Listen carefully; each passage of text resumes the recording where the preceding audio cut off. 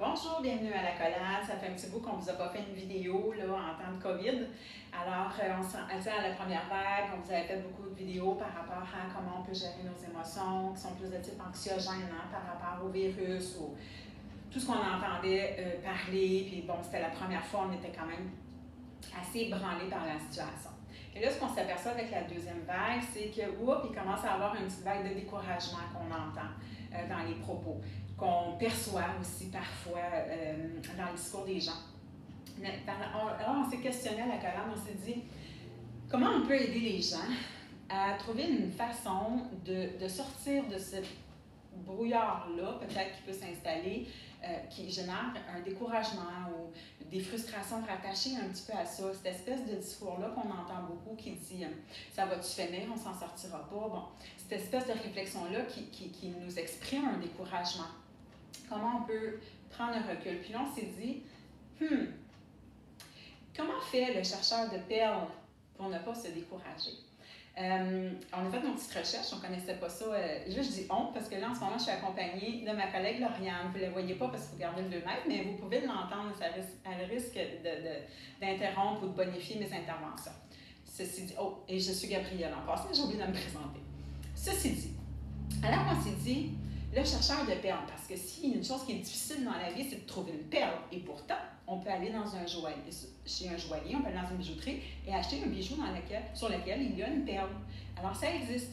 Mais pour en arriver là, il y a des gens qui ont dû faire des recherches, puis c'est pas rien. Ça peut être très, très, très décourageant. Fait qu'on a fait notre petite enquête, on s'est aperçu qu'il faut plonger, il y a beaucoup de choses qu'il faut déployer pour être en mesure d'arriver à son objectif final. Là, nous, on veut tous arriver à notre objectif final, c'est-à-dire sortir de la pandémie sain d'esprit, sain de corps. C'est généralement l'objectif général de tout le monde. Je veux que mon corps s'en sorte, puis je veux que ma tête, puis mes émotions, ils s'en sortent. Objectif ultime, ma perle. Ma perle à moi, c'est ma santé globale, générale, à la toute fin. Alors, comment, en tant que chercheur de perles, on peut s'y prendre? On vous propose une méthode ou une analogie, en fait, qui est la quête de la perle. Si je vais à la quête d'une perle, qu'est-ce que je vais devoir déployer? Bien, alors, je vais devoir avoir un certain équipement. Je ne fais pas juste arriver un bon matin et dire bonjour, fleuve Saint-Laurent, j'ai envie de te chercher une perle ce matin. Une perle ce matin. C'est pas comme ça que ça fonctionne. Je vais devoir m'équiper parce que je vais devoir plonger. Creux. Alors, je vais avoir besoin de vêtements de plongée. Je vais avoir besoin d'une trousse de plongée, d'un trapeau rouge, parce que si j'y vais, il faut qu'il y ait un indicateur en quelque part qu'à un moment donné, si j'ai besoin d'aide, j'ai besoin d'aide, là. Il y a quelqu'un ici. Ça prend un marqueur, ça prend quelque chose pour assurer ma protection, parce que c'est quand même important que j'assure ma protection. On peut très facilement faire un parallèle avec la pandémie actuellement, où la protection, c'est même pas une question qu'on se pose, il faut l'assurer, c'est tout. Fait on a notre équipement aussi qu'on déploie, on a nos masques, etc. On a un équipement qu'on déploie. Fait jusqu'à là, on y arrive quand même relativement bien. On continue avec notre analogie. Puis tu interviens quand tu veux, hein, Lauriane? Alors, on continue avec notre analogie. Quoi d'autre va avoir besoin de déployer un chercheur de perles s'il s'en va à la quête d'une perle?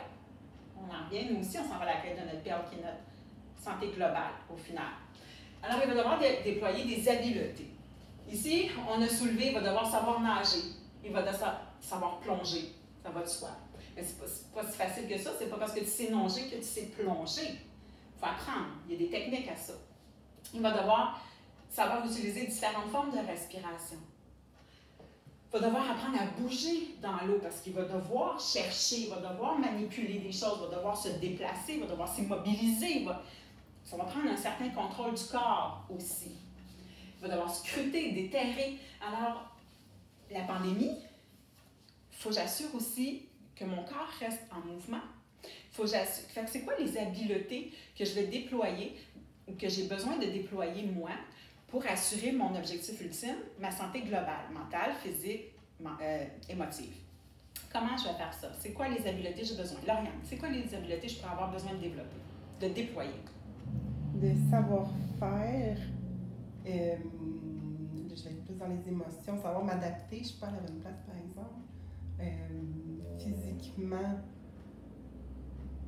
Mais peut-être que moi aussi, il va falloir que j'apprenne à respirer quand je suis anxieux, par exemple. Peut-être que je vais falloir que j'apprenne à parler quand que je vis un trop-plein. Peut-être que je vais avoir besoin d'aide pour découvrir les nouveaux outils technologiques pour pouvoir communiquer ou travailler avec certaines personnes. Peut-être que j'ai des habiletés, la liste est longue. Alors moi, je vous invite à la réflexion, parce que je ne peux pas répondre à votre place, mais dans votre réflexion, c'est peut-être de vous demander quelles sont les habiletés que j'ai besoin de déployer en ce moment pour maintenir une certaine cadence, pour m'assurer d'arriver à mon objectif ultime, qui est ma santé globale, à la toute fin de cette pandémie, ma petite perle. Je continue. Notre chercheur de perle. Oui? Faire une petite parenthèse avec les habiletés, il ne faut pas oublier non plus que souvent, quand dans un nouvel apprentissage, il faut se donner le temps de l'apprendre aussi. Fait que ça se peut que ça ne marche pas la première fois, puis qu'il faut continuer puis réessayer. Parce que c'est normal, il y a une période d'apprentissage. La pratique. En anglais, ils ont une belle phrase qui dit « practice makes perfect ». Fait que oui, il faut absolument, absolument. Notre enquêteur, ils n'ont pas ils font pas la même affaire. Notre chercheur de perles, il y a aussi d'autres choses à déployer, dont des forces. Ça prend beaucoup de courage pour aller explorer les fonds marins. C'est un univers qui est différent, celui sur le sol. Mes sources ne sont pas à ma proximité. Je ne me nourris pas instantanément. Qu'est-ce que je fais si je rencontre un gros poisson qui me fait peur? Ça prend quand même un certain courage. Et comment on en arrive dans cet espace de courage-là? On fait confiance à nos forces, mais c'est lesquelles? Lesquelles je vais avoir besoin en ce moment d'utiliser? Parce que si je suis en train de conduire, je n'ai pas besoin des mêmes forces que si je suis en train d'apprendre ou en train de construire une maison ou en train d'aider une personne à traverser la rue. Mais dans toutes ces situations-là, j'ai des forces à déployer. C'est juste pas toutes les mêmes. Mais notre monsieur ou notre madame dans l'eau a ses forces à déployer. Alors, il faut prendre 2 minutes et se dire de quelle force j'ai besoin en ce moment pour y arriver. Pour entrer dans cet espace de courage-là. J'en reviens avec mon analogie. Alors, il y a besoin de persévérer, il y a besoin de faire appel à la partie à l'intérieur de lui qui est capable de persévérer, d'aller au bout de quelque chose. Mais ça demande ça aussi d'autres habiletés, je vais y arriver après, mais comment on persévère, je vais y arriver après. Mais il faut déployer ça, il faut déployer la détermination. C'est là que je m'en vais. Est-ce que je passe par là? Mais c'est quand même là que je m'en vais. Je m'en vais pas de même, je m'en vais de même. Comment je fais? C'est ça la détermination aussi. Il va devoir déployer des forces d'exploration. C'est un explorateur, c'est une quête. Il va devoir déployer comment il met son corps en mouvement. Il va devoir réapprivoiser tout ça parce que quand on n'a pas la gravité, tout est différent. Alors, il va devoir développer, en fait, ces stratégies d'adaptation et ces stratégies de survie. Comment je vais survivre dans cet environnement-là? Comment je vais m'y préparer? De quoi j'ai besoin? Et en général, dans ma vie, comment je fais pour m'adapter à une situation? Fait que toutes les fois dans ma vie où il y a eu un déséquilibre, où il y a eu quelque chose d'inattendu, quand j'étais face à l'incertitude dans ma vie, que ça soit n'importe quoi, ça peut être une grossesse, un changement d'emploi, un déménagement, une séparation, c'est sans fin, une maladie ou l'annonce de... C'est sans fin, là, les expériences, les occasions d'expérimenter l'incertitude. Alors, comment ces fois-là dans ma vie, je me suis adaptée à ça, à cette période-là la période houleuse, là, où j'ai plus vraiment de repères, parce que c'est ça que ça fait. Une situation nouvelle qu'on n'a jamais vécue, dans laquelle on est propulsé, on perd nos repères. C'est ça qui est anxiogène, c'est ça qui peut être aussi déstabilisant. Dans l'eau, des repères, sache en trouver. Donc, il faut que tu développes l'habileté de « OK, je vais me faire des repères dans mon nouvel environnement, dans ma nouvelle réalité. » Et c'est là que la pandémie, on a un beau lien à faire avec ça, parce que c'est une nouvelle réalité. C'est comment je vais me bâtir des repères dans ma nouvelle... Mais les fois d'avant dans ma vie, comment je m'en ai bâti des repères, parce que j'ai eu à le faire. J'ai eu à le faire juste quand je suis sortie du ventre de ma mère. C'est là que ça a commencé. Parce que ça, c'était mon environnement, c'était comme ça que je m'appropriais, c'était comme ça que je respirais, c'était ma position, et de l'air. Ne serait-ce que ça. Oh mon Dieu, je peux bouger mon corps. On est né pour s'adapter. Il faut faire confiance à ça. Il y a un instinct à l'intérieur de moi qui sait comment s'adapter. Comment j'ai fait? Et là, je vais avoir la réponse à comment moi je m'y prends pour m'adapter dans une situation. Comment je peux transposer ça dans ma situation actuelle de pandémie. As-tu des ajouts? Ben, tu l'as nommé. Je rajouterais peut-être dans les forces, il y a la patience aussi, puis la résilience. Tellement. J'ai pas la bonne couleur, mais la patience. Plus.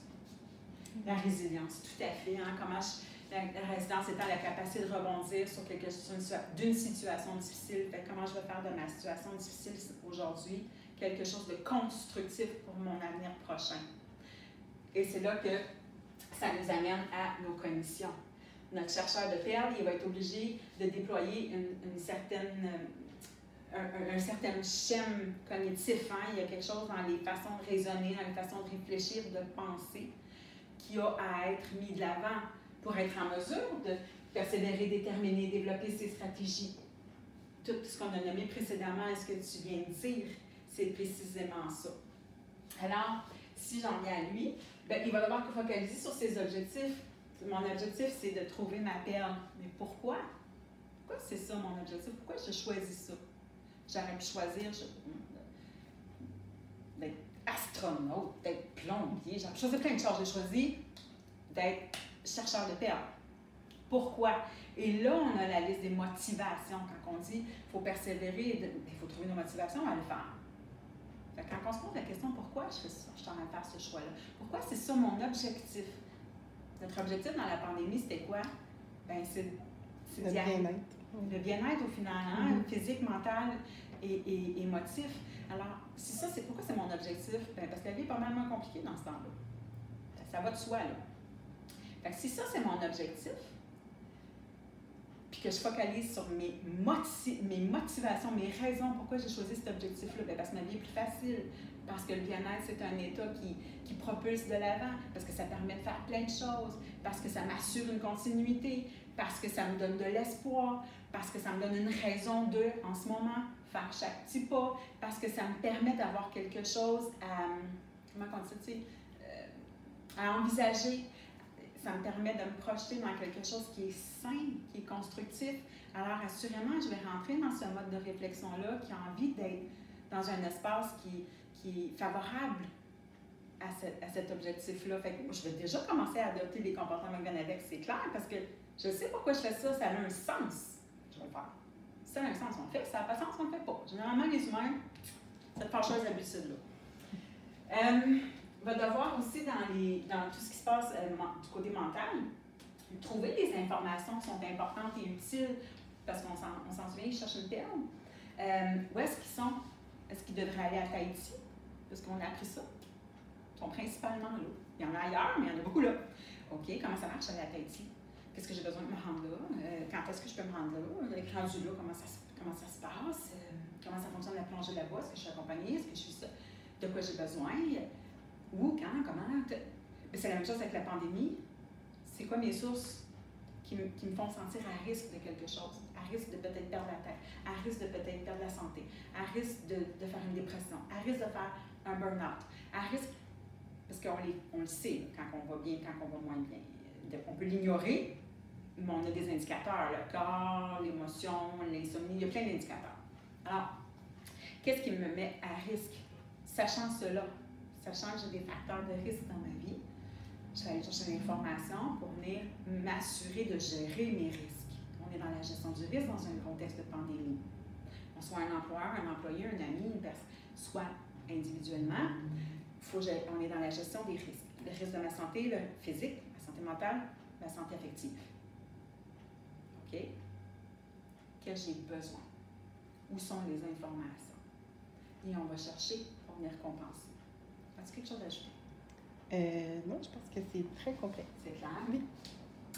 On va aussi, lui, là, s'il veut persévérer et tout ça, là, il va devoir entretenir des pensées de type génératrice d'espoir, génératrice de motivation. Et quand on est dans un espace de découverte, ben on y arrive.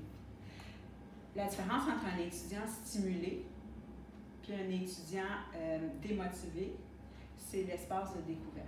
Celui qui va à l'école en se disant « je me demande ce que je vais découvrir aujourd'hui » est déjà dans un espace de motivation. Celui qui se dit « vaut pas à quoi ça me sert », est déjà dans un espace de démotivation. Le travail, l'amour, ça applique à tout.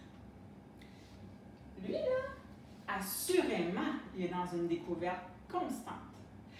Parce que même si c'est les mêmes fonds marins, on prend l'exemple d'une personne qui fait que ça, il a déménagé lui, à Tahiti, il décide, c'est ça sa vie.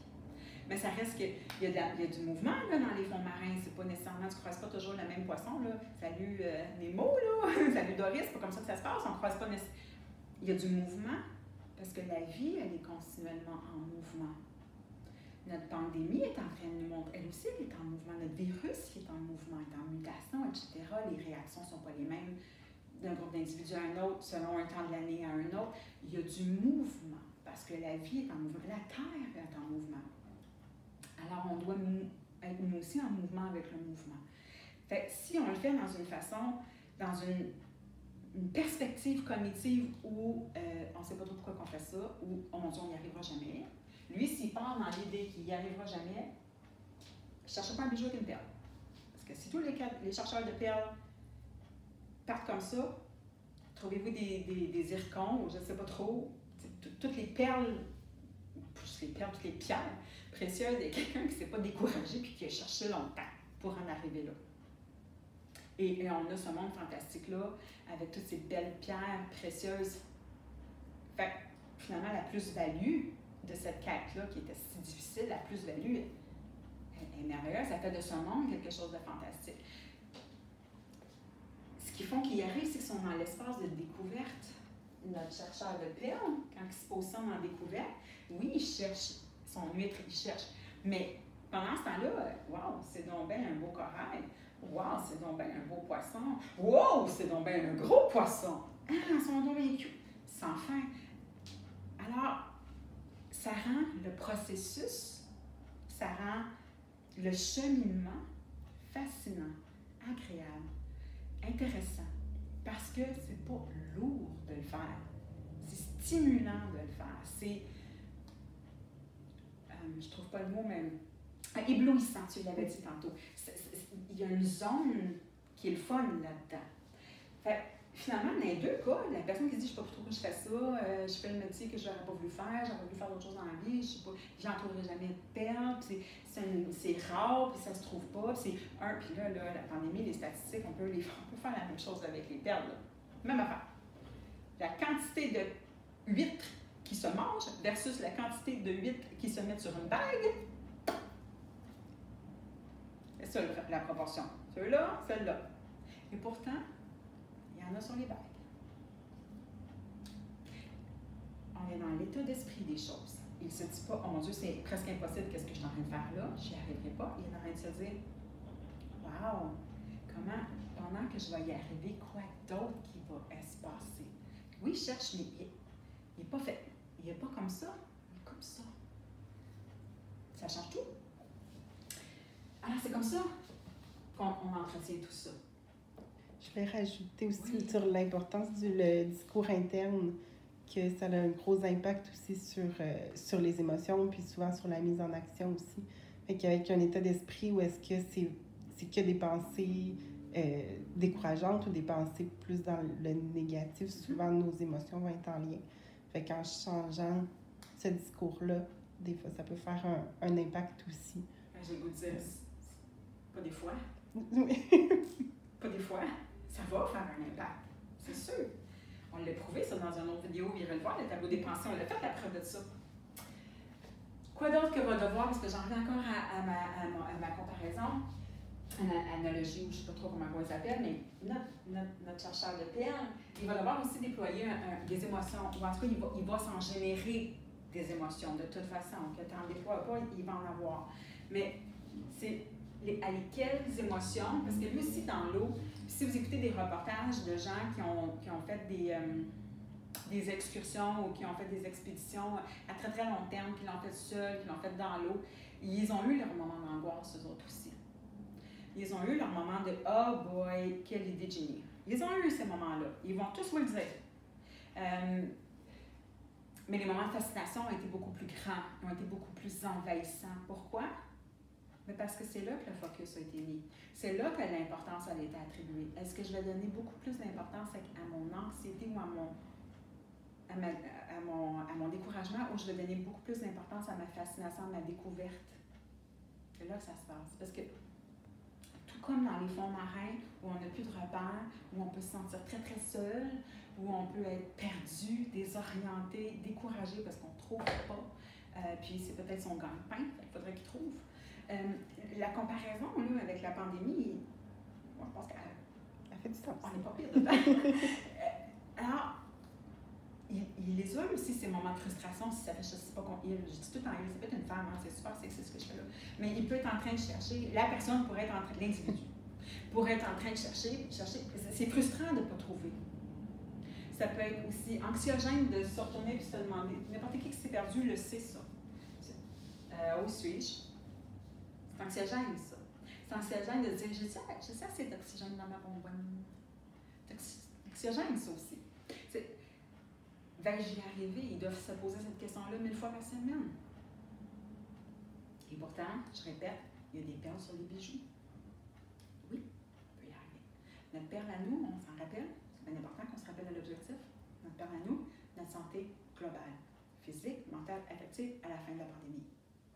La pandémie est dans notre... C'est nous, là, dans l'eau, en train de chercher nos huîtres. C'est ça, la pandémie. Alors, pour y arriver, il va devoir donner de la personne, l'individu, va devoir donner du poids à l'enthousiasme. Hein? Oh mon Dieu, ça va être excitant, comme aventure. C'est perçu comme une aventure, comme une quête. Fait que ça génère de l'excitation. On met pas naïvement, je dois quand même assurer ma protection en tout temps. Alors, il faut que j'informe quelqu'un que je m'en vais là quand. Il faut que j'aie de l'oxygène, il faut que j'aie un drapeau rouge. Il y a des mesures à mettre en place. Fait. La pandémie, on ne se dit pas « Ah, c'est une aventure ».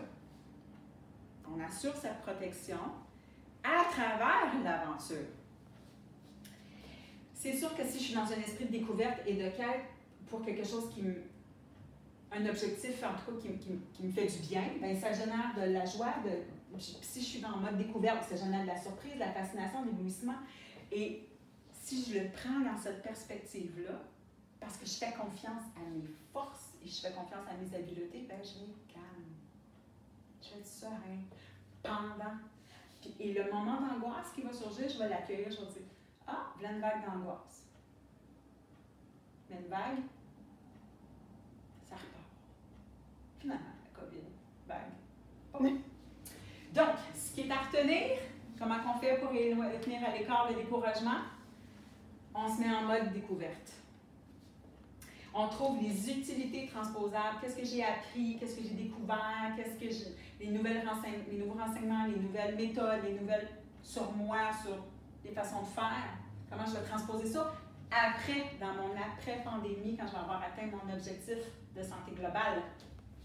Savoir demander de l'aide aux besoins. S'il y a une chose qui permet d'aller au bout de ses objectifs, c'est celle-là. Même si tu vas à l'école et tu es motivé en disant que je vais découvrir aujourd'hui, s'il n'y a personne pour l'enseigner, il n'arrivera rien. S'il n'y a personne pour te dire, check dans telle page, tu vas trouver telle information, il n'arrivera rien. Notre chercheur de perles dans son océan, il a fallu demander de l'aide. Comment je vais faire, où est-ce que je les trouve, comment ça se pêche, comment ça se ramasse, qu'est-ce que je fais avec les coquilles vides, comment j'utilise mon équipement, où est-ce que je rends flou mon équipement, qu'est-ce qui arrive si... Et s'il est dans l'eau et ça va pas bien, il faut qu'il puisse dire « à l'aide, au secours! Aidez-moi quelqu'un! » Ça va demander de l'aide. C'est une importance capitale. Et nous, à la collab, ben, c'est à ça qu'on sert. À vous aider quand ça va pas bien. Appelez-nous.